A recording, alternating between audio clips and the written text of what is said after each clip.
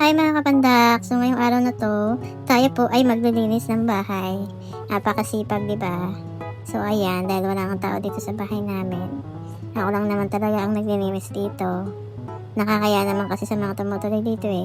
Hindi man lang naglilinis sa kapal ng Let's get it! So, umpisa na natin ang pagtinimis. So, ganito dapat maglinis ng bahay.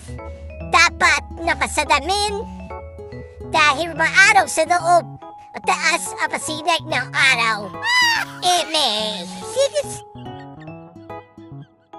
Kidding aside mga kapanda, kaya ako nakasalamin dahil sensitive ang ating eyes sa liwanag. Eme!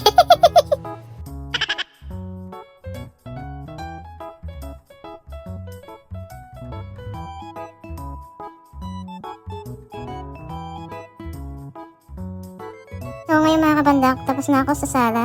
Dito naman ako sa kusina. Ito talagang mga plato dito. Last year pa talaga to. Ewan ko ba bakit tumatagal yan dito sa kusina. Wala siguro silang oras para mag-dinis. So may talagang palaman last year. Gagamitin ko na lang yan para may pang palaman access. So ayan, naguhugas na po access. Ang hirap talaga kumita ng pera.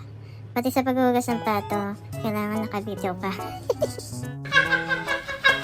Pero syempre, dead ma tayo sa mga basher. Dead ma, bye!